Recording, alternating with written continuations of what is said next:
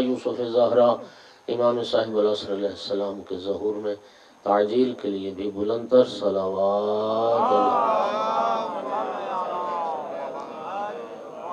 اعوذ باللہ من الشیطان اللعین الرجیم بسم اللہ الرحمن الرحیم الحمدللہ رب العالمین والعاقبۃ للمتقین والجنة للمؤمنین والنار للمنافقین الحمدللہ الذی جعلنا من المتمسکین بولایت علی بن ابی طالب واولادہ المعصومین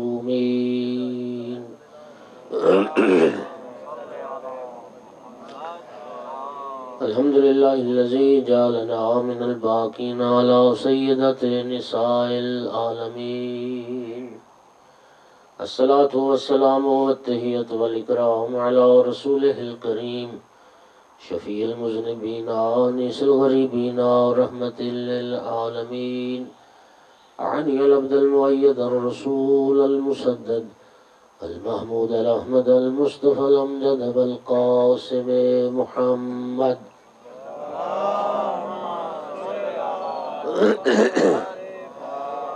ثم الصلاة والسلام والتحیۃ والاکرام علی آلہ الطیبین الطاہرین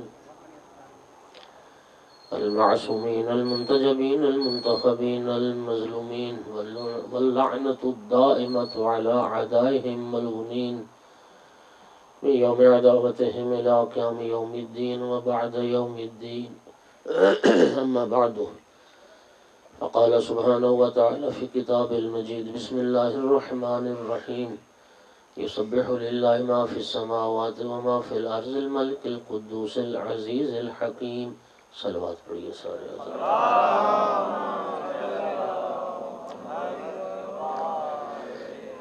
سورہ مبارکہ جمعہ کی جو پہلی آیت ہے وہ تلاوت کی ہے۔ اللہ پاک فرماتا ہے کہ زمین و آسمان کی ہر شے اللہ کی تسبیح بیان کرتی ہے۔ 3-4 لفظ ہیں۔ ایک لفظ ہوتا ہے تکبیر، اللہ کی کبریائی بیان کرنا، اللہ اکبر کہنا۔ ایک ہوتا ہے تحمید، اللہ کی حمد بیان کرنا یعنی الحمدللہ کہنا۔ ایک ہوتا ہے تحلیل، یعنی اللہ تعالیٰ کے وحدہ لا شریک ہونے کی گواہی دینا اور پڑھنا لا الہ الا اللہ، اس کو تحلیل کہتے ہیں۔ اور ایک لفظ ہے تسبیح، یعنی اللہ کی پاکیزگی کو بیان کرنا اور کہنا سبحان اللہ سبحان اللہ۔ قرآن مجید میں متعدد مقام پر ارشاد پروردگار ہے کہ زمین اور آسمان کی ہر شے اللہ کی تسبیح کر رہی ہے، ہر شے اللہ کی تسبیح، اللہ کی پاکیزگی کو بیان کر رہی ہے۔ ایک مقام پر اللہ پاک فرماتا ہے وَإِن مِّن شَيْءٍ إِلَّا يُسَبِّحُ بِحَمْدِهِ وَلَكِن لَّا تَفْقَهُونَ تَسْبِيحَهُمْ، کوئی شے کائنات کی ایسی نہیں ہے جو اللہ کی تسبیح نہ کر رہے، ہر شے اللہ کی تسبیح کر رہی ہے، اس کی پاکیزگی کو بیان کر رہی ہے، لیکن تم اشیاء کی تسبیح کو سمجھ نہیں سکتے۔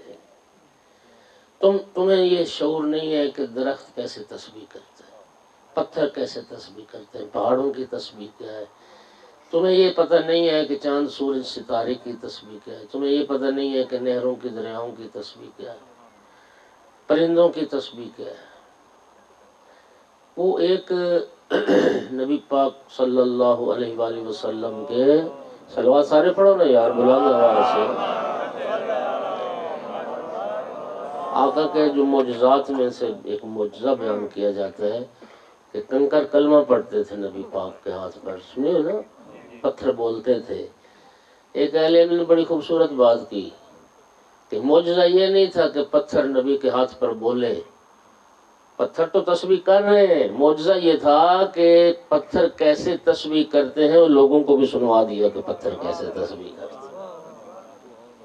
ہر شے اللہ کی تسبیح کر رہی ہے۔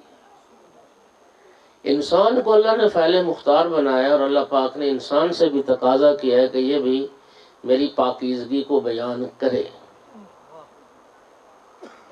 سبح اسم ربک الاعلی، اپنے محبوب سے رب نے تقاضا کیا، اے میرے محبوب اپنے رب کی تم بھی تسبیح بیان کرو حمد کے ساتھ جو رب اعلی ہے۔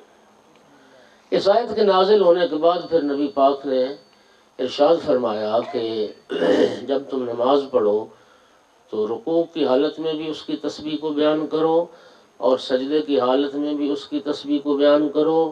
رکوع میں جاؤ تو پڑھو سبحان ربی العظیم و بحمدہ، اور سجدے میں جاؤ تو کہو سبحان ربی العالی و بحمدہ۔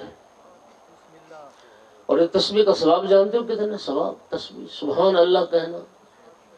نبی کریم صلی اللہ علیہ وآلہ وسلم نے فرمایا جو بندہ مومن معرفت کے ساتھ ایک بار کہتا ہے سبحان اللہ، اللہ جنت میں ایک پھلدار درخت لگا دیتا ہے۔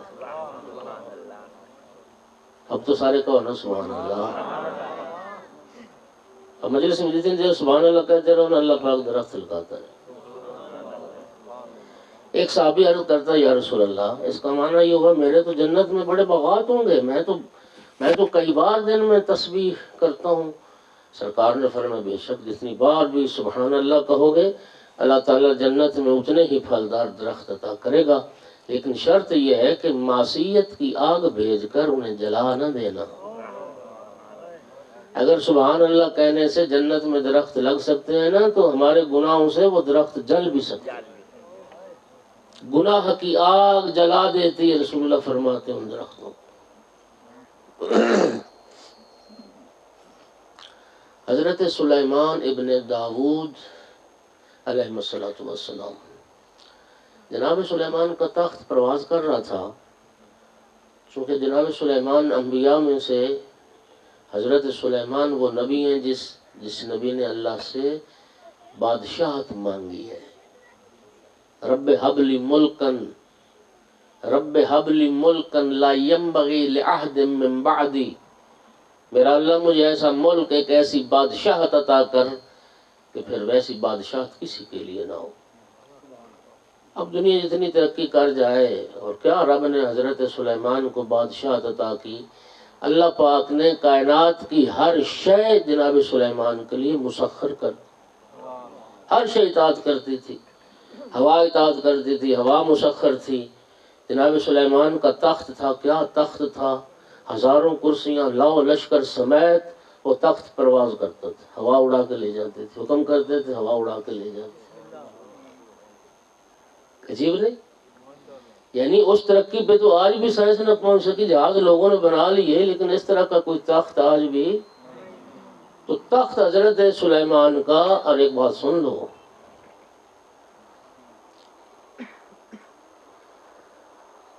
نبی پاک کی حدیث ہے کہ نبیوں میں سب سے آخری نبی، نبیوں میں سب سے جو نبی آخر میں جس کو جنت جانے کی اجازت ملے گی، سب لوگ جنت چلے جائیں گے، انبیاء چلے جائیں گے، ایک نبی کو روکا جائے گا تم ٹھہرو، وہ حضرت سلیمان۔ اور نبی پاک فرماتے وجہ یہی کہ دنیا کی بادشاہت مانگی تھی، دنیا کی بادشاہت مانگی تھی، اس لیے روک دیا جائے، سب سے آخر میں پھر حضرت سلیمان کو جنت میں داخلے کی اجازت ملے گی۔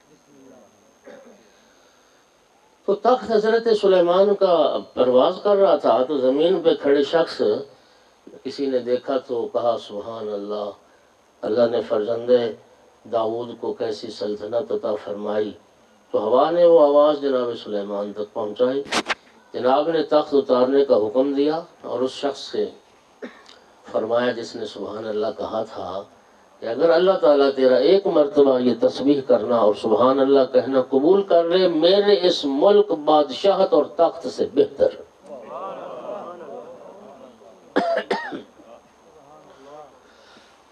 کہاں گیا سلیمان کا تخت، کہاں گئی سلیمان کی بادشاہت؟ اور سبحان اللہ کی عظمت ازل سے ابد تک موجود ہے، سبحان اللہ کی نورانیت ازل سے ابد تک قائم ہے۔ وہ ذات کل بھی ہر نقص عیب سے مبرر منزہ تھی اور ابد الآباد تک وہ ذات ہر نقص اور عیب سے مبرر اور منزہ ہے۔ توجہ ہو رہی ہے؟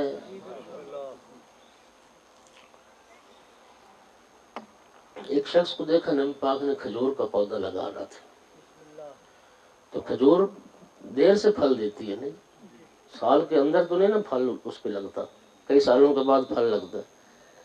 سرکار نے فرمایا میں تجھے ایک ایسے پودے کی طرف رہنمائی کروں کہ ابھی لگاؤ گے، ابھی تم لگاؤ گے، ساتھ ہی اس پر پھل لگ جائے گا، اور وہ ایسا پھل دینے والا پودا ہے کہ پھر ساری زندگی اس کا پھل ختم ہی نہیں ہو۔ یا رسول اللہ ضرور بتائیے، فرمایا جو تسبیحات اربع پڑھتا ہے نا، تسبیحات اربع، اللہ 10 درخت اس کے لیے ایسے لگا دیتا۔ یقین کریں دنیا میں کسی بھی نعمت سے ہمیں زیادہ ضرورت ہے اس نعمت کی آخرت میں۔ تسبیحات اربع، سبحان اللہ کہنا کیا عظمت ہے۔ سنو نبی کریم، بندہ ویلا بھی تو بیٹھے ہی ہوتا ہے نا، سبحان اللہ پڑھتا رہے، ذکر خدا کرتا رہے، تسبیح کرتا رہے۔ سرکار نے فرمایا جو بندہ صرف سبحان اللہ 100 مرتبہ پڑھتا ہے، سبحان اللہ سبحان اللہ، 100 اونٹ فتح کی تو لے جانا تے مینا دے وچ جا کے مکے قربان کرنا، اس تو زیادہ بہتر ہے 100 مرتبہ سبحان اللہ پڑھنا۔ مینا میں 100 اونٹ کی قربانی سے زیادہ رسول اللہ فرماتے محبوب ہے اللہ پاک کی یہ تسبیح، اس کی پاکیزگی کو بیان کرنا۔ یہ میں نے موضوع تسبیح کا کیوں چھیڑا؟ اچھا، قرآن پاک میں جو صورتیں ہیں نا، صورتوں کا ایک سلسلہ ہے، صورتوں کے کچھ نام ہیں۔ آپ جانتے ہیں معوذتین کن صورتوں کو کہتے ہیں؟ معوذتین نہیں جانتے؟ کوئی بھی نہیں جانتے؟ یار یہ تو پھر ماڑی گل ہے۔ معوذتین یہ جو 2 صورتیں ہیں نا، قل اعوذ برب الفلق اور قل اعوذ برب الناس، ان 2 صورتوں کو معوذتین کہتے ہیں۔ اب یاد رہے گا نا، جو صورتیں قل اعوذ سے شروع ہوتی ہیں انہیں معوذتین کہتے ہیں۔ قرآن پاک میں ایک سلسلہ صورتوں کا جنہیں مسبحات کہتے ہیں۔ مسبحات، مسبحات کون سی صورتیں ہیں؟ جن صورتوں کا آغاز لفظ تسبیح سے ہوا ہے، اور وہ 4 طرح کی صورتیں ہیں۔ کچھ صورتیں ہیں جن کے آغاز میں لفظ سبح آیا ہے، سبح للہ ما فی السماوات و ما فی الارض، سبح فعل ماضی کا صیغہ۔ کچھ صورتیں جن کے آغاز میں یسبح آیا ہے، یسبح للہ ما فی السماوات، جس طرح سورہ جمعہ میں آیا ہے، یہ فعل مضارع کا صیغہ ہے۔ ایک صورت ہے قرآن پاک میں جس کا آغاز سبح سے ہوا ہے، سبح امر حاضر کا صیغہ، سبح اسم ربک الاعلی۔ اور ایک صورت ہے قرآن پاک میں جس کا آغاز سبحان سے ہوا ہے، سبحان الذی اسری بعبدہ لیلا من المسجد الحرام الی المسجد الاقصی۔ تو جن صورتوں کے شروع میں لفظ تسبیح آیا ہے ان صورتوں کو مسبحات کہتے ہیں۔ کوئی ہوا تو کرو، کوئی گل چنگی لگ رہی جناب نے؟ یہ مسبحات ہیں۔ اچھا، یہ جو سورہ اسراء ہے، سورہ بنی اسرائیل جو سبحان سے شروع ہوتی ہے، اس میں مفسرین کا اختلاف ہے۔ بعض نے مسبحات میں اس کو شمار کیا ہے اور بعض نے مسبحات میں شمار نہیں کیا، لیکن جو صورتیں سبحا اور یسبح سے شروع ہوتی ہیں، سورہ حدید، سورہ تغابن، سورہ حشر، سورہ جمعہ، سورہ صف اور سورہ اعلی، یہ ساری کی ساری مسبحات ہیں۔ اور حدیث مبارک یہ ہے کہ جو بندہ مومن رات سونے سے پہلے ان مسبحات کی تلاوت کرتا ہے وہ حضرت قائم کے زمانے کو درک کرے گا۔ وہ سرکار صاحب العصر علیہ السلام کے زمانے کو آیت اللہ سید محمد حسین طباطبائی علی اللہ مقامہ شریف وہ فرماتے ہیں کہ اگر یہ ساری صورتیں مسبحات ہر رات تلاوت نہ کر سکو تو کم از کم سورہ حشر کی تلاوت کر کے ہر رات سویا کرو. یہ تسبیح والی صورتیں کہلاتی ہیں. کیا عظمت ہے یار، کیا عظمت ہے. اور بات تسبیح کی آ رہی ہے تو 2 سانس ایسے ہیں جو تسبیح کا درجہ رکھتے ہیں. نفس المحموم لہمنا تسبیح. چھٹے امام کا ارشاد ہے، ہمارے مصائب سن کر، ہمارے دکھ سن کر جو سانس بھی لیتا ہے، ایک غم زدہ، ایک عزادار کا سانس لینا ایک سانس تسبیح کا ثواب رکھتا ہے. اور دوسرا ماہ مبارک رمضان میں نبی کریم نے ارشاد فرمایا انفاسکم فی تسبیح. ماہ رمضان میں تیرا ایک ایک سانس روزے کی حالت میں ہو یا روزے کی حالت میں نہ ہو، رات تو روزہ نہیں نہ ہوتا، پورا مہینہ رمضان کا ایک ایک سانس تسبیح خدا بنتی. یہ کتنا کرم ہے اس کریم کا کہ ہم سانس لے رہے ہیں اور اللہ پاک ان کو تسبیح بنا رہے ہیں. تسبیح،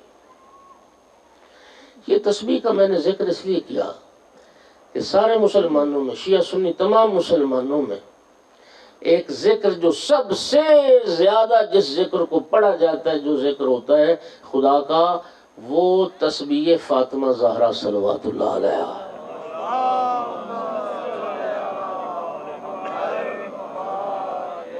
خدا کی قسم نبی پاک نے سیدہ طاہرہ کو یہ تسبیح عطا کی ہے. تسبیح تو اللہ کی تسبیح ہے نا، پاکیزگی تو اس کی بیان کرنی ہے نا. لیکن چونکہ بی بی پاک صلوات اللہ علیہا کے وسیلے سے ہم تک پہنچی، لہذا یہ تسبیح فاطمہ سلام اللہ علیہا کے نام سے معروف ہے. اس تسبیح کا شان نزول سنو. ایک صلوات پڑھو بی بی پاک کی ذات پہ سارے حضرات.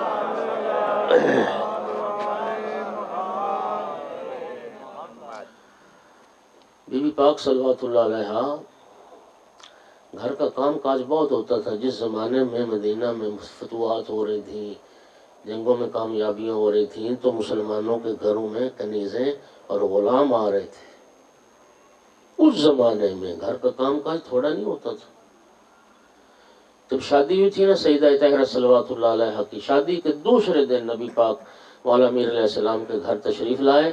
بی بی پاک کو اور مولا علی علیہ السلام کو سامنے بٹھایا اور نبی پاک نے تقسیم کار فرمائی، کام تقسیم کیے. سرکار نے فرمایا فاطمہ بیٹی یا علی، گھر کے 4 دیواری کے باہر کے جتنے کام ہیں وہ آپ کریں گے، اور فاطمہ بیٹی گھر کی 4 دیواری کے اندر کے جتنے کام ہیں فاطمہ وہ تم کرو گی. خدا کی قسم سیدہ طاہرہ فرماتی جب میرے بابا نے گھر کے اندر کے کام میرے ذمے لگائے اور گھر سے باہر کا کوئی کام میرے ذمے نہیں لگایا، اس وقت اتنی خوشی مجھے ہوئی کہ میری اس مسرت اور خوشی کو صرف میرا خدا جانتا ہے.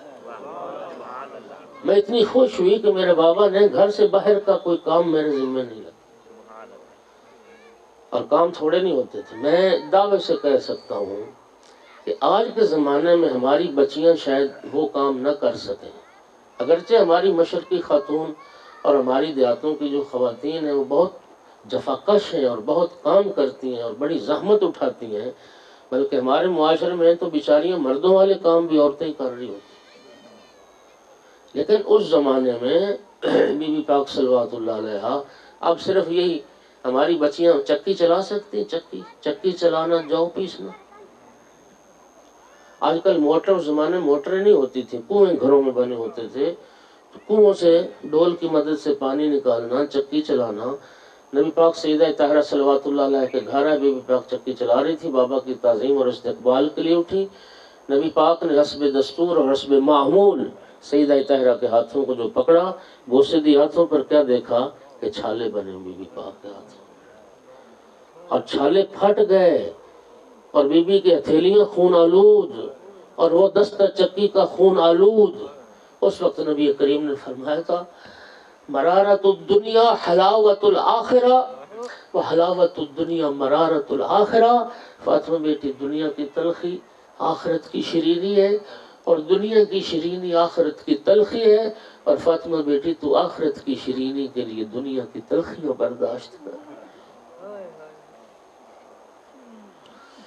مولا امیر المومنین چولہے میں آگ روشن کرنا، جو پیسنا، آٹا خمیر کرنا، سالن بنانا، اور پھر بی بی پاک صلوات اللہ علیہ کی یہ مولا علی کا گھرانہ، خدا کی قسم آل محمد کے گھرانے سے بڑا مہمان نواز گھرانہ کائنات میں ہے ہی کوئی۔ پوری زندگی مولا علی علیہ السلام کی جو روایت جو بتاتی ہے وہ یہ بتاتی ہے صرف 3 دن مہمان نہیں آیا مولا علی کے گھر، صرف 3 دن۔ اور اس تیسرے دن بھی مولا علی مصلی عبادت پر اللہ کی بارگاہ میں یہی دعا کر رہے تھے، پروردگار کیا ہو گیا، تیری رحمت کیوں رک گئی، مہمان کیوں نہیں آ رہا علی کے گھر۔ ہمارے ہر گھر کا مسئلہ ہے نا یار، مسلسل گھر میں مہمان آئے نا تو ہماری خواتین تھک جاتی ہیں، اکتا جاتی ہیں۔ بولو ہاں جی، باہر سے پکوا لو، ہر روز مہمان کتنا کام بیچاری کریں، لیکن خدا کی قسم ہر روز مہمان بھی ہوتے تھے، مہمانوں کی خدمت کرنی، مہمانوں کی پذیرائی کرنی، اپنے ہاتھ سے سارے کام کرنے، گھر میں جھاڑو دینا، چولہے میں آگ روشن کرنا، بچوں کو پالنا، نہلانا، دھلانا، کپڑے دھونا، یہ سارے کام بی بی پاک اپنے ہاتھ سے کرتی تھی۔ پھر کہتا ہوں سیدۃ نساء اہل الجنہ۔ میری مائیں بہنیں بیٹیاں بھی سن رہی ہیں، یہ خانہ داری، یہ گھر کے کام کرنا، یہ عورت کا شرف ہے، یہ بی بی پاک صلوات اللہ علیہ کی سنت ہے۔ خدا کی قسم ذمہ داری سے حدیث پڑھنے لگا تاکہ میری مائیں بہنیں بیٹیاں اپنی یہ زحمت کو معمولی نہ سمجھیں، ایک عظیم فریضہ سمجھ کر انجام دیں۔ نبی کریم نے فرمایا ایک ساتھ، روایت میں لفظ کیا ہے، ایک ساتھ، ایک لحظہ بھی اس کو کہتے ہیں، ساتھ کا معنی لحظہ بھی ہوتا ہے، ساتھ کا معنی 1 گھنٹہ بھی ہوتا ہے۔ ایک ساعت جو خاتون گھر کے کام کاج میں مصروف رہتی ہے، روٹی بنا رہی ہے، سالن بنا رہی ہے، جھاڑو دے رہی ہے، کپڑے دھو رہی ہے، بچوں کو نہلا رہی ہے، ایک ساعت ایک خاتون کی گھر میں جو خدمت ہے، رسول اللہ فرماتے ہیں، توجہ کیجئے گا، 1000 سال کی عبادت سے افضل ہے۔ اللہ اکبر! کیا سمجھتے ہیں؟ جناب ام سلمہ نے ایک بار عرض کی تھی، یا رسول اللہ، مردوں کے لیے جہاد ہے، عورت سے جہاد ساقط ہے، مرد میدان میں جاتے ہیں، جہاد کرتے ہیں اللہ کی راہ میں، کوئی شہید ہوتا ہے، کوئی غازی بنتا ہے، کیا عورتیں اس شرف سے محروم رہ جائیں گی؟ نبی کریم نے ارشاد فرمایا، خاتون خانہ کا گھر میں گھر کے کاموں کو انجام دینا مردوں کے 1 سال کے جہاد سے بھی افضل ہے۔ جہاد المرأۃ حسن التباؤل، ایک عورت کا جہاد وہ خانہ داری ہے، ایک عورت کا جہاد وہ شوہر کی خدمت ہے، ایک عورت کا جہاد وہ شوہر کی تابع داری ہے۔ امیر المومنین علیہ السلام نے بنت پیغمبر سے یہ عرض کی، اے بنت پیغمبر، آپ کے بابا کے پاس کنیزیں آئی ہوئی ہیں، تو اپنے بابا سے کنیز کا تقاضا کریں، آپ کے کام کاج میں معاون ہو، مددگار ہو۔ امیر المومنین کے کہنے پر بی بی پاک بابا کی خدمت میں، سرکار مسجد میں بیٹھے تھے، صحابہ کرام بیٹھے تھے، بی بی نے جب دیکھا تو واپس آ گئی۔ نبی کریم نے دیکھا کہ میری بیٹی آئی تھی، شاید کوئی کام تھا، لوگوں کی وجہ سے میری بیٹی نے بات نہیں کی، پھر سرکار سیدہ طاہرہ صلوات اللہ علیہ کے گھر تشریف لائے، فرمایا فاطمہ بیٹی کسی کام کے لیے آئی تھی، عرض کی بابا جان بڑے شرم و حیا کے ساتھ۔ ایک روایت کہتی ہے کہ بی بی پاک نے عرض نہیں کی، یعنی ہمت ہی نہیں ہوئی کہ میں بابا سے یہ خواہش کروں، مولا علی علیہ السلام نے خواہش کی۔ اور ایک روایت کہتی ہے کہ بی بی پاک نے عرض کی بابا جان گھر کا کام کاج کافی ہوتا ہے، اگر ایک کنیز مل جاتی جو گھر کے کام کاج میں میری معاون ہوتی تو بہتر ہوتا۔ اس وقت سرکار نے یہ تسبیح عطا فرمائی، سننا لفظ سننا، رسول اللہ صلی اللہ علیہ وآلہ وسلم نے فرمایا فاطمہ بیٹی تمہیں کنیز چاہیے یا کنیز کی بجائے ایک ایسی شے عطا کروں جو دنیا و ما فیہا سے بہتر ہو۔ پتہ نہیں یا مافیا سمجھ نہیں سکے یا پھر نظر انداز کر گئے ہو. کیا فرمایا رسول اللہ نے؟ آسان کر تو بچے سب. مافیا سرکار نے فرمایا ایسی شے عطا کروں جو دنیا اور جو کچھ اس دنیا میں ہے وہ سب سے بہتر. عرض کی بابا اگر مجھے ایسی شے مل جائے جو دنیا و مافیا سے بہتر ہے میں نے کنیز کو کیا کرنا ہے؟ اس وقت نبی کریم نے یہ تسبیح تعلیم فرمائی. فرمایا فاطمہ بیٹی رات سونے سے پہلے 34 مرتبہ اللہ اکبر، 33 مرتبہ الحمدللہ، 33 مرتبہ سبحان اللہ، آخر میں 1 مرتبہ لا الہ الا اللہ پڑھ کے سو جانا دنیا و مافیا سے بہتر.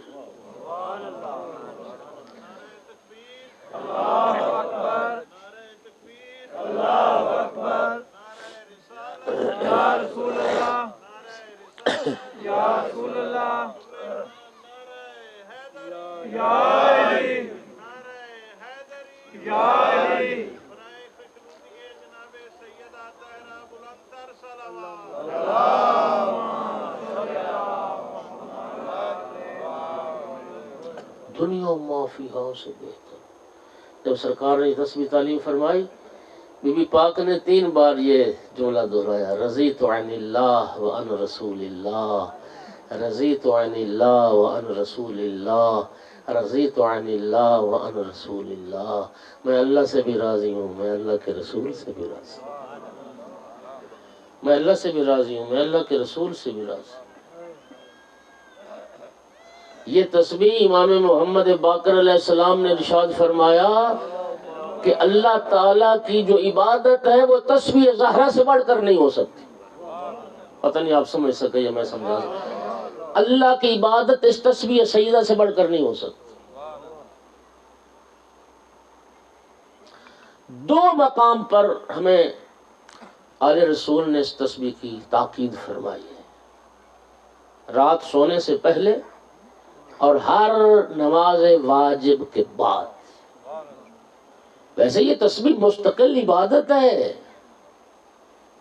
مستقل عبادت ہے، کسی وقت بھی آپ تسبیح پڑھ سکتے ہیں، لیکن تاکید ان 2 مقامات پر ہے، رات سونے سے پہلے اور نماز واجب کے بعد. تو کیسے پڑھنی ہے وہ بھی میں بتاتا ہوں. تاکیبات نماز بہت ساری ہیں، کتابیں بھری پڑی ہیں تاکیبات نماز پر. افضل ترین تاکیبات بی بی پاک صلوات اللہ علیہ کی یہ تسبیحات ہیں. اور یہ پڑھنے کا بے تسبیح سن لو ذرا. نماز واجب کے بعد، نماز واجب کے بعد تاکید زیادہ ہے، فجر کی نماز کے بعد بہت زیادہ تاکید ہے، نماز مستحب کے بعد بھی اس کا پڑھنا مستحب ہے. یہ پاک کی تسبیح کا سن رہے ہو؟ تو کب پڑھنی ہے؟ ادھر نماز واجب ختم کی، آپ نے سلام پڑھا، باقی تاکیبات سب بعد میں، سب سے پہلے بی بی پاک صلوات اللہ علیہ کی اس تسبیح کو پڑھنا. اور اس تسبیح میں 3-4 چیزیں ہیں جن کا لحاظ کرنا ضروری ہے. پہلی بات، کیفیت نماز کو توڑے بغیر. اس بات کو سمجھو، یعنی انسان نے تشہد کی حالت میں سلام جب پڑھا، اسی حالت میں بیٹھے بیٹھے پاؤں پھیلانے سے پہلے، پتھلی مار کے بانے سے تسبیح پڑھنی، اسی حالت میں پڑھنی. امام صادق علیہ الصلوۃ والسلام ارشاد فرماتے ہیں جو کیفیت صلاۃ کو توڑنے سے پہلے ہماری جدہ کی یہ تسبیح پڑھتا ہے اور آخر میں ایک بار کہتا ہے استغفر اللہ، رب اس کے بھی گناہ معاف کر دیتا ہے، اس کے ماں باپ کے بھی گناہ معاف کر دیتا ہے. ایک تسبیح مغفرت کا سبب، صرف تیری مغفرت نہیں، تیرے ماں باپ کی بھی مغفرت کا سبب. دوسرا، اس تسبیح اور ذکر میں موالات واجب ہے. موالات کا معنی کیا ہے؟ کہ جب آپ تسبیح شروع کریں بی بی پاک کی تو درمیان میں پھر اس کو منقطع نہیں کرنا، کوئی بات نہیں کرنی. ایسا نہیں ہونا چاہیے اللہ اکبر اللہ اکبر آپ پڑھ رہے ہیں مثال کے طور پر اور فون آ گیا جی، اور ذرا فون بھی سن لیا، ہاں جی، اور پھر اللہ اکبر بھی کہتے رہے، آ رہا ہوں ٹھہرو، نماز پڑھ رہا ہوں اللہ اکبر اللہ اکبر. تسبیح شروع کرنے سے تسبیح کے ختم کرنے تک اس کو آپ تسلسل کے ساتھ پڑھیں گے. اس میں کوئی دوسری کلام آپ نہیں کر سکتے. دو باتیں. تیسری بات ٹھہر ٹھہر کر پڑھنا ہے. ایسے نہیں پڑھنی تسبیح کے ساتھ والے کو سمجھنے کا اللہ اللہ اللہ اللہ. نہیں، غلط ہے. اللہ اکبر اللہ اکبر اللہ اکبر اللہ اکبر الحمدللہ الحمدللہ. اور جب اللہ کی کبریائی کو بیان کرو تو اس کی عظمت پیش نظر ہو. رب کی جب الحمدللہ کہہ رہے ہو تو اس کریم کے احسانات کو ذہن میں لاتے جاؤ کہ رب نے کیا کیا کریم نے مجھ پر کرم کیا اور احسان کیا. الحمدللہ الحمدللہ الحمدللہ. تیسری بات، جو ذکر کی تعداد ہے، سارا راز اور ساری حکمت اس تعداد میں ہے. بندہ سوچتا تو ہے نا یار کہ الحمدللہ 33 بار ہے، سبحان اللہ 33 بار ہے، اللہ اکبر 33 بار کیوں نہیں؟ اور اگر اللہ اکبر 34 بار ہے تو الحمدللہ 34 بار کیوں نہیں؟ اور پسند ناپسند کی بات نہ کرو، اسی عدد میں حکمت ہے ساری. ہمارے علماء نا بڑی اس کو مثال سے سمجھاتے ہیں کہ جو شعر مقدس نبی پاک امام معصوم جو عدد جتنی تعداد بتائیں اس میں کمی بیشی نہیں کر سکتے آپ، کیونکہ راز سارا اسی. اب مجھ سے کوئی پوچھے کہ شاعر صاحب اپنا نمبر بتائیں تو میں کہتا ہوں جی ہاں جی 0321 414 1472. اب آپ 72 نہ ملائیں 71 ملاتے رہے ساری زندگی میرا فون نہیں ملے گا. بولو نا، ایک عدد ہی کم کیا ہے نا. اور اگر ایک عدد زیادہ کر دو 73 ملاتے رہو ساری زندگی فون نہیں ملے گا. 72 ملاؤ گے تو ملے گا. مثال سمجھائی آیت اللہ باجت نے بڑی خوبصورت مثال سمجھائی. انہوں نے فرمایا کہ اگر آپ سے کوئی یہ کہے کہ وہ جو دوسرا ستون یہ بانس کھڑا ہے وہ دوسرا بانس ٹھیک یہاں سے ٹھیک 10 فٹ پر وہ ہے اور اس بانس کے نیچے ایک بہت بڑے قیمتی جواہرات موجود ہیں، تو اس بانس سے تھوڑا بھی آگے پیچھے جاؤ گے نا تو وہ ہیرے نہیں ملیں گے. وہ اتنے فاصلے پر ہی ملیں گے جتنے فاصلے پہ.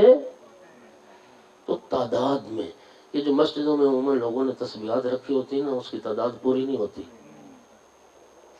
توجہ کر رہے ہو؟ ایک تسبیح آپ کے پاس ہونی چاہیے جیب میں، ہاں، جس کے آپ کو پتہ ہو کہ کتنے دانے ہیں، تاکہ کمی بیشی نہ ہو ذکر میں.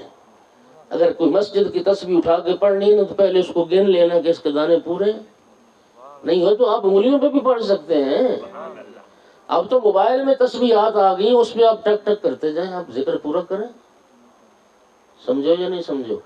بلکہ ہاتھ پہ پڑھنے کی بھی فضیلت. ایک روایت ہے کہ جو مومن ہاتھ کی انگلیوں پر پوروں پر تسبیح پڑھتا ہے نا یہ انگلیوں سے نور نکلے گا قبر میں، یعنی نور نکلے گا. توجہ کے ساتھ ٹھہر ٹھہر کر بی بی پاک صلوات اللہ علیہ کی یہ تسبیح اور اس تسبیح کی عظمت اور فضیلت سے اب تھک تو نہیں نہ رہے. کیا کرم بی بی پاک کے صدقے میں ہم پر ہو، کیا خزانہ رب نے عطا کر دی.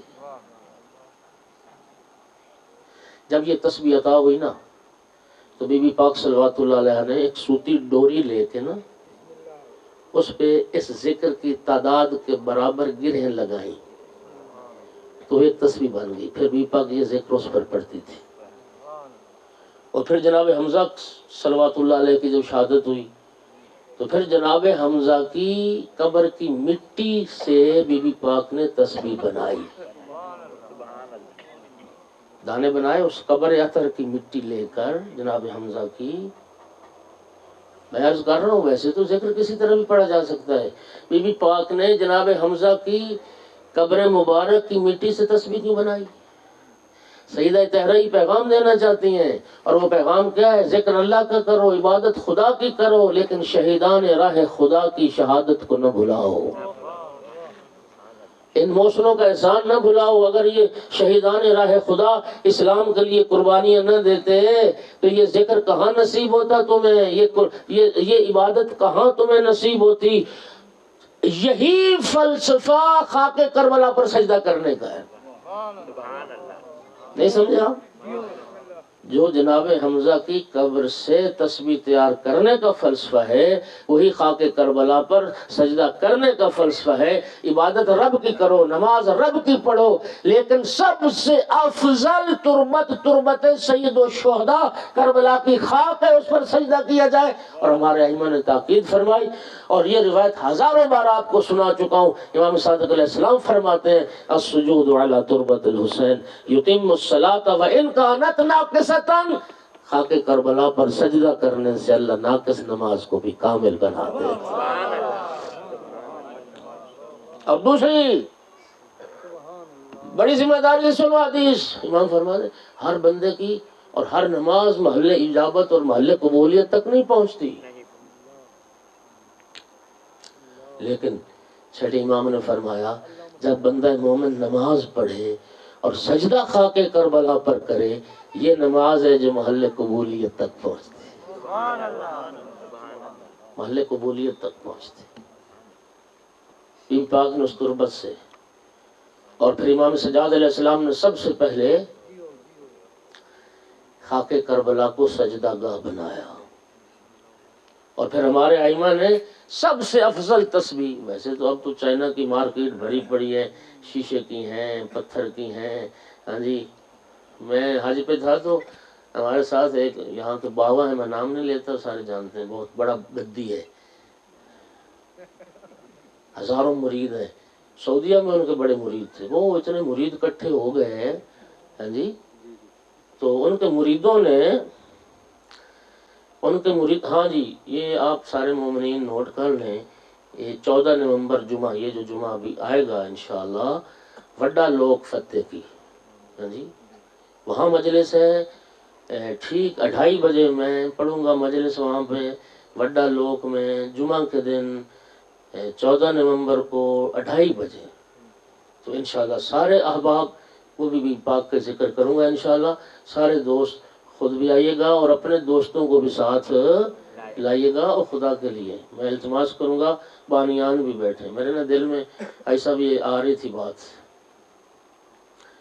خدا کے لیے میں اپنے لیے نہیں کہہ رہا، کوئی یہ سمجھے کہ پتہ نہیں میں اپنے لیے کہہ رہا، نہیں، میں کہہ رہا ہوں ہماری نجات کے لیے، ہماری بخشش کے لیے ایک مجلس سال میں بھی پاک کے ایام عزا میں بھی ضرور کرواؤ، چھوٹی سی کروا لو، اپنے گھر میں کروا لو، 10 مومن خدا کی قسم یہ جو وقت دے رہے ہو، ان لمحات کی قدر و قیمت کا اندازہ ہوگا کب؟ جب محشر کا دن آئے گا۔ امام صادق علیہ السلام کی حدیث ہے، قیامت کا دن آئے گا، منادی ندا کرے گا این الفاطمیون، فاطمی کہاں ہے؟ فاطمہ زہرا کے حبدار کہاں ہے؟ فاطمہ زہرا کے عزادار۔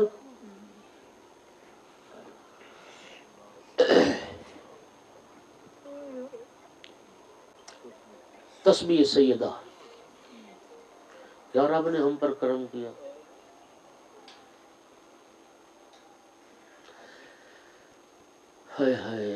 امام جعفر صادق علیہ السلام سے پوچھا گیا آقا یہ جو اللہ پاک قرآن میں فرماتا ہے یا ایھا الذین آمنوا اذکروا اللہ ذکرا کثیرا، اے ایمان والو کثرت سے اللہ کا ذکر کیا کرو، اس کثرت سے اللہ کا ذکر کرنے سے مراد کیا ہے؟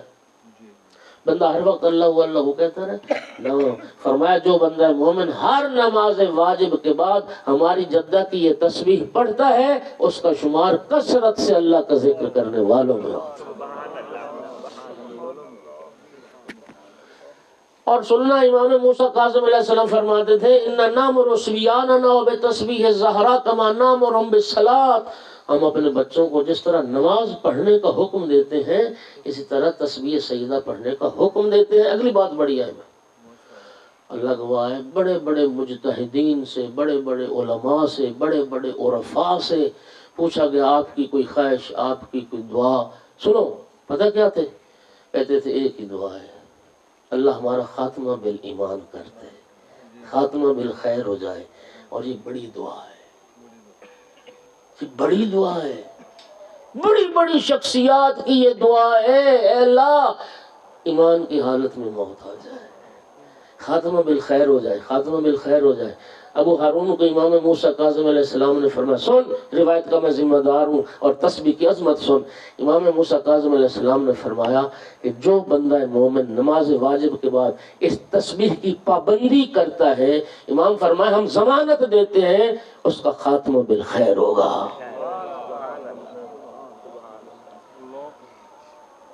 اس کا خاتمہ بالشر نہیں ہوگا، خیر پر موت آئے گی، اس کا انجام بخیر ہوگا، جو بھی پاک صلوات اللہ علیہ کی تسبیح کی پابندی کرتا ہے۔ اور سنو، اور سنو، اچھا ایک بات اور سنو، سوال تو بی بی پاک نے کنیز کا کیا، کام زیادہ ہوتا ہے، مشقت زیادہ ہے، اور نبی کریم نے بی بی پاک کو کنیز نہ دی، یہ تسبیح عطا کر دی۔ تو کنیز کے سوال میں اور اس تسبیح کے ملنے میں کیا مماثلت مطابقت پائی جاتی ہے؟ بی بی پاک نے سوال کنیز کا کیا تھا اور سرکار نے آگے سے یہ ذکر عطا کر دیا۔ سنو، اس تسبیح کا سب سے بڑا فائدہ، آج کل ہر بندہ مصروف ہے، اور اتنے مصروف ہے نا جی، لوگ کام کاج کی وجہ سے کئی بندے آنے ہیں نماز دا ٹائم نہیں لگتا، کام ہی ہے کہ نماز دا ٹائم ہی نہیں لگتا،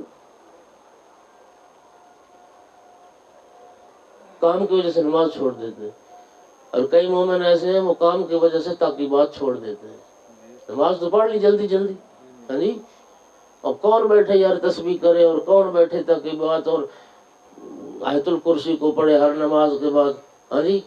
او بھائی، اس تسبیح کی حکمت ساری یہ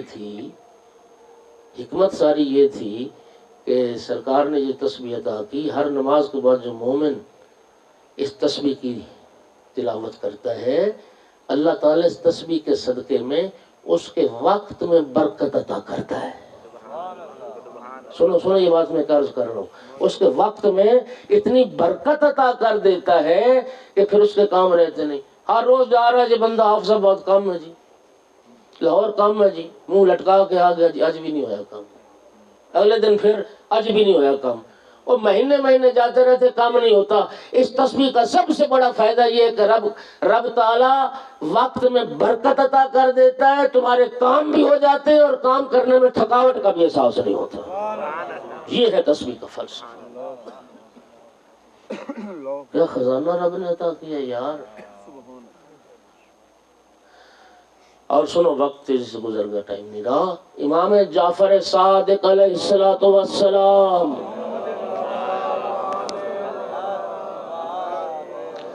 پہلے امام پنجم کی ایک حدیث سن لی، امام فرماتے ہیں یہ ذکر تو 100 ہے نا تعداد میں، لیکن 1000 فی المیزان وَتُطْرِدُ الشَّيْطَانُ وَتُرْزِ الرَّحْمَانُ،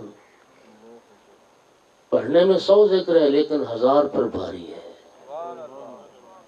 اور فرمایا یہ تسبیح ہے جو شیطان کو دور کرتی ہے، رحمان کو راضی کرتی ہے، یہ ذکر ہے۔ اور امام صادق علیہ السلام سنو تسبیح سیدہ کی عظمت۔ بہت عرصہ ہو گیا، بھی اچانک ذہن میں آ گیا، میں سیالکوٹ میں مجلس پڑھی، آج سے شاید 30 سال پہلے کی بات ہے، تو ایک مومن نے نا، میں تسبیح کے ذکر کر رہا تھا تو اسے ایک شعر لکھ کر بھیجا، اور شعر بڑا خوبصورت ہے، تیری تسبیح کے دانوں کا سہارا لے کر، تیری تسبیح کے دانوں کا سہارا لے کر مشورہ لوگ مشیت سے کیا کرتے ہیں۔ صلوات پڑھ دو محمد وآل محمد۔ مشورہ لوگ مشیت سے کیا کرتے ہیں۔ امام صادق علیہ السلام فرماتے ہیں تسبیح فاطمہ دبر کل صلاة فی کل یوم احب الی من 1000 رکعت فی کل یوم۔ اللہ اکبر۔ چھٹی امام کی حدیث ہے، شیخ صدوق رضوان اللہ تعالیٰ علیہ نے اپنی تینوں حدیث کی کتابوں میں سے روایت کو ذکر کیا، اور ہمارے دیگر محدثین نے ذکر کی، اتنی معتبر روایت ہے۔ امام فرماتے ہیں ہر نماز واجب کے بعد، اب ہر نماز ہر نماز واجب کے بعد سیدہ طاہرہ صلوات اللہ علیہ کی یہ تسبیح پڑھنا، امام فرما رہے مجھے ہر روز 1000 رکعت نماز پڑھنے سے زیادہ محبوب ہے۔ نہیں آپ نے نا، اب میں کیا عرض کروں، تھکے ٹھیک ہے آپ کی مرضی ہے، یہ جو امام فرما رہے ہر روز 1000 رکعت نماز سے زیادہ محبوب ہے مجھے ہر نماز واجب کے بعد۔ اور بھائی ہر نماز واجب کے بعد کا مطلب کیا ہوا کہ 5 مرتبہ دن رات میں ہر نماز واجب کے بعد یہ تسبیح پڑھنا مجھے 1000 رکعت ہر روز نماز پڑھنے سے زیادہ محبوب ہے۔ یہ جو امام نے فرمایا 1000 رکعت سے زیادہ محبوب ہے، ہاں جی، وہ نعمت بھٹی کی 1000 رکعت یا اخلاق شیرازی کی 1000 رکعت؟ اور نہ امام جعفر صادق کی 1000 رکعت سے زیادہ محبوب ہے یہ تسبیح زہرا۔ اور 1000 رکعت کا معنی کیا ہے؟ نبی کریم نے فرمایا لا صلاۃ الا بفاتحۃ الکتاب، سورہ فاتحہ کے بغیر تو نماز نہیں ہوتی۔ اور 1000 رکعت نماز کا مطلب ہے 1000 مرتبہ سورہ فاتحہ، 1000 مرتبہ سورہ فاتحہ سے زیادہ محبوب ہے مجھے تسبیح زہرا۔ اور جانتے سورہ فاتحہ کی عظمت کیا ہے؟ وَلَقَدْ آتَيْنَاكَ سَبْعًا مِّنَ الْمَثَانِي وَالْقُرْآنَ الْعَظِيمَ، اللہ فرماتا ہے محبوب ہم نے سورہ فاتحہ بھی عطا کی اور قرآن عظیم بھی دیا۔ یہ عظمت ہے سورہ فاتحہ کی آیت۔ پورے قرآن کا ذکر ایک طرف، صرف سورہ فاتحہ کا ذکر ایک طرف۔ رسول اللہ فرماتے تھے اللہ نے کسی نبی کو عرش کے خزانوں میں سے وہ خزانہ عطا نہیں کیا جو اللہ نے مجھے اور میری امت کو دیا ہے، اور وہ سورہ فاتحہ ہے، عرش کا خزانہ۔ اور اس کا مطلب وہ 1000 مرتبہ سورہ فاتحہ سے زیادہ محبوب ہے۔ اور اگلی بات،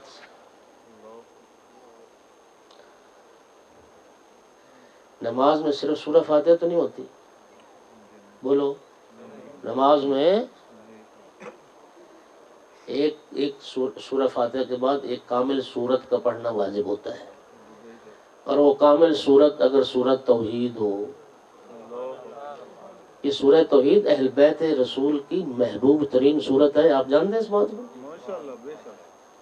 نبی پاک نے صحابہ کی ایک جماعت کو روانہ کیا تھا یمن، مولا علی کو سربراہ بنایا، اور وہ جماعت جب وہ مشن سر کر کے واپس آئی تو نبی پاک نے صحابہ سے احوال سفر دریافت کیے۔ ایک صحابی کہنے لگا یا رسول اللہ باقی تو سارا معاملہ ٹھیک رہا، لیکن اتنے دن جو ہمیں مولا علی نماز پڑھاتے رہے، ہر نماز میں الحمد کے بعد سورہ توحید پڑھتے تھے، سورہ قل هو اللہ پڑھتے تھے، کوئی اور دوسری سورت نہیں پڑھی، وہ شکایت کی۔ مولا نبی پاک نے اس صحابی کے یوں ہاتھ مارا ران پر، فرمایا علی کی شکایت نہ کر، علی سورہ توحید سے محبت کرتا ہے، ذات توحید علی سے محبت کرتی ہے۔ اور یہ سورہ توحید کی عظمت کیا ہے؟ نبی پاک فرماتے ہیں جو ایک بار پڑھے 1/3 ختم قرآن کا ثواب، جو 2 بار پڑھے 2/3 ختم قرآن کا ثواب، جو 3 بار پڑھے 3 پورے قرآن کے ختم کرنے کا ثواب مل جاتا ہے جو 3 بار سورہ توحید کو پڑھے۔ اور 1000 رکعت میں اگر 1000 مرتبہ سورہ توحید پڑھی گئی تو اس کا معنی کیا ہوا؟ 333 مرتبہ ختم قرآن سے بھی زیادہ محبوب ہے مجھے یہ تسبیح فاطمہ زہرا صلی اللہ علیہ وسلم۔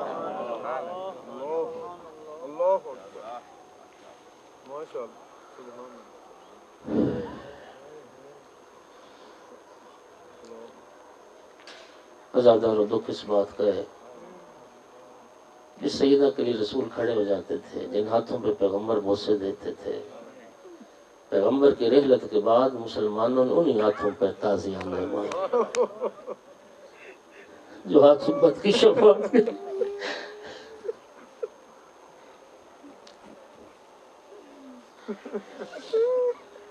زیادہ سے زیادہ 95 دن زندہ رہی۔ بیٹیوں والے بیٹھے ہو، اللہ آپ سب کی بیٹیوں کے نصیب اچھے، اللہ بیٹیوں کا دکھ ماں باپ کو نہ دکھائے۔ رسول اللہ کی بیٹی کائنات کی عورتوں کی سردار، اور اتنی دکھی کہ ہر واجب نماز کے بعد دعا کرتی تھی اللہم عجل وفاتی سریع، میرا اللہ زہرا کو جلد موت دے، میرا اللہ زہرا کو جلد موت دے۔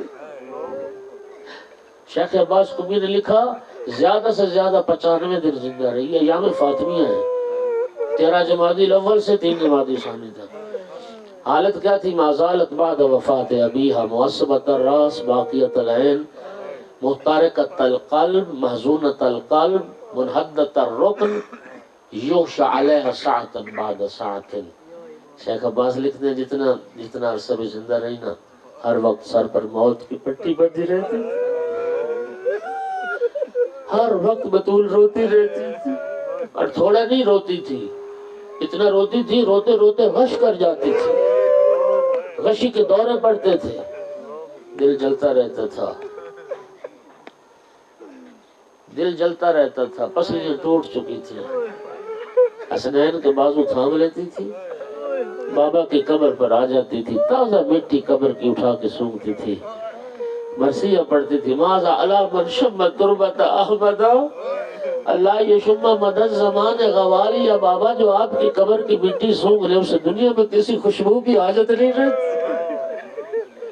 کل المغیب تحت اطباق السرا ان کنت تسمع صرختی و ندایا، کوئی زیر خاک سونے والے سے کہہ دے اگر آپ میری فریاد سن رہے ہیں تو بابا سنو، صبت علیہ بصائب اللہ صبت علی الایام سرنا لیال، یا بابا آپ کے جانے کے بعد زہرا پر مصائب کے پہاڑ ٹوٹ پڑے۔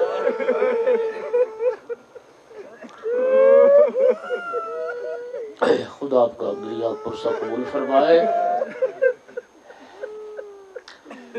صرف 2 جملے اور پڑھنے بس۔ عزادارو سب ائمہ اہل بیت مظلوم ہے، جتنی رب نے شان بڑھائی، جتنی اللہ نے عزت دی، مسلمانوں نے اتنے ظلم کیا۔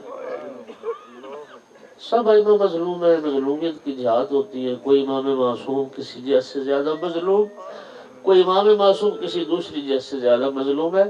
امام حسین علیہ السلام مظلوم اعظم ہے، شہید اعظم۔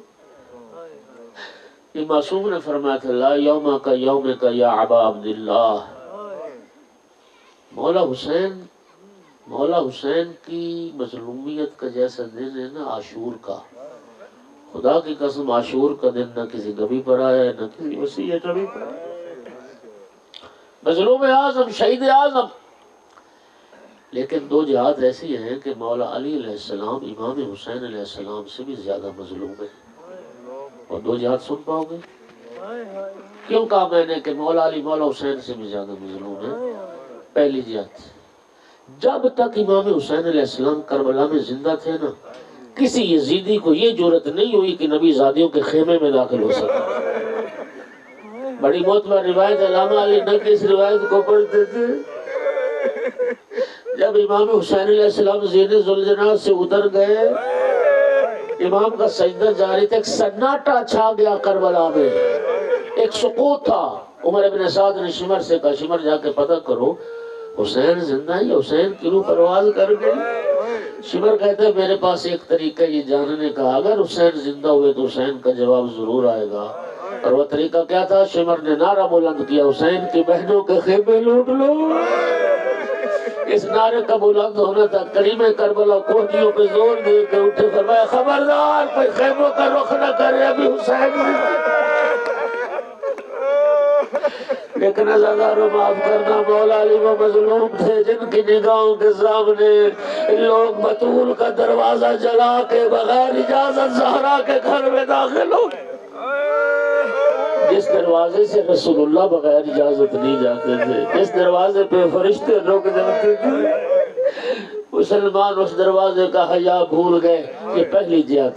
اور دوسری جہت سن پاؤ گے؟ مجھے معاف کرنا، میں نے کیوں کہا مولا علی مولا حسین سے بھی زیادہ مظلوم ہے؟ دوسری جہت یہ ہے، جب تک امام حسین علیہ السلام کربلا میں زندہ تھے کسی نبی زادی کو تماچا نہیں لگا، مولا علی وہ مظلوم تھے جن کی نگاہوں کے سامنے بطول کو تماچا لگا، اور اس شدت سے تماچا لگا کان سے گوشوارہ گر گیا، آنکھ میں خون جمع ہو گیا، اور بابا کی قبر کی طرف رخ کر کے تڑپ کے کہتی تھی یا بتا ہاکذا یوبلو بحبیبتک، بابا دیکھ تیرے بات تیری پیاری زہرا کے ساتھ کی، ماتم حسین ماتم زہرا، یا حسین یا حسین، اٹھے حلقہ بنا شروع کریں، یا حسین یا حسین۔ آئے بابا اے مومن کوئی بھی نہ جاوے، لنگر کر کے جائے، بڑی مہربانی۔ تیری زہرا پہ مصیبت کی گھڑی